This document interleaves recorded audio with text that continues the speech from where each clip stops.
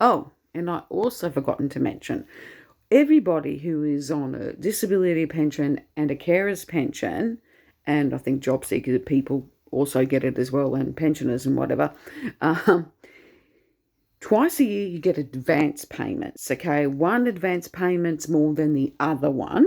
And we also, what me and my dad like to do is when he gets his advance, he gives me half of his. When I get my advances, I give half of mine to him. We like to share, okay? Because I believe sharing is caring, okay? And that's what we like to do. See, my next advance is in July. So that will be my next one. I'll be giving him half of that. And his next one, oh, I've forgotten which one it is, but it doesn't matter which month. But yeah, that's what we like to do. And yes, and some of the stuff that you see me buy also comes out of that as well. Yeah.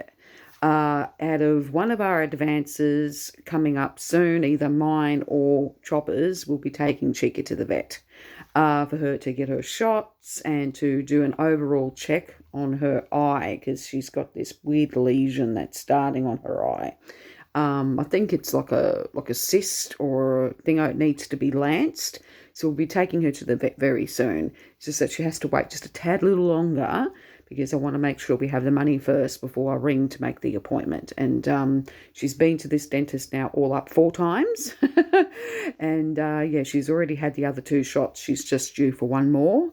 And I'll make sure she gets that when I take her down. Yeah. Her vet, sorry, dentist. Her veterinary clinic is in Sandringham, so it's close to home.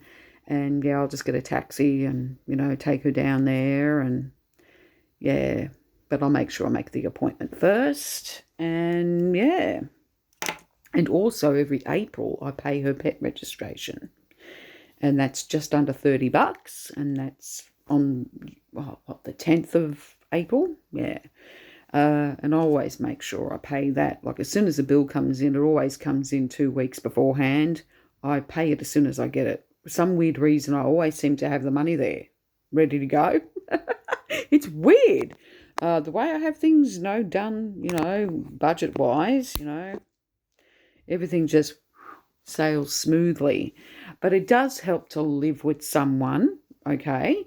But when you're living with someone, it has to be someone you trust that can be 100% reliable when it comes to them paying their share on time.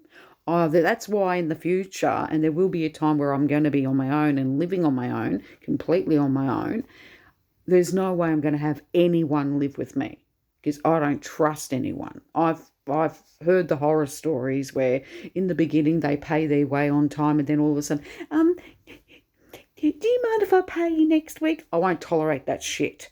Let me tell you that. I will not tolerate that shit. I will kick you out in less than 3 months. I will not tolerate that shit. I'm willing to give people chances. Oh, yeah. But you stuff up in any way, you're out. I don't play games. I'm very serious that because I'm such a good budgeter, if I say everything must be split half right down the middle, you must pay this, on time, every time, no excuses. You miss, that's it, you're out. I will not trust you. So if I was to live with anyone, they better pay their fucking way on time, no excuses. I will not tolerate it. That's why people are like, oh, let's live together. I don't believe friends should live together. No, unless you all are very good when it comes to budgeting and you all are legit and you pay your way on time every time without fail and you're consistent, then yes, it will work. But nah, I'm the type of person that if I had a boyfriend, there's no way he's going to come and live with me and I've only known him for a month. There are a lot of stupid women out there that make those major mistakes and then he ends up becoming a couch potato, won't pay his way, won't lift a finger. I will not tolerate that laziness. That's laziness. That's the thing. I'd say people need to be stricter, especially if you have friends living with you or a boyfriend who's not willing to pull his weight. Now, that means also doing their share of the housework on top of paying their share of the bills and rent, and their name must be on that bloody lease. Never, ever allow any man to move in with you and his name's not on that lease. If you're renting a house, now if the house is yours and you own it, you better make sure he financially contributes to the bills, to the gas, to the council rates, everything. If he refuses to, kick him out. Don't give him second and third and fourth chances. He needs to learn not to be a lazy bum. Let me put it to you that way.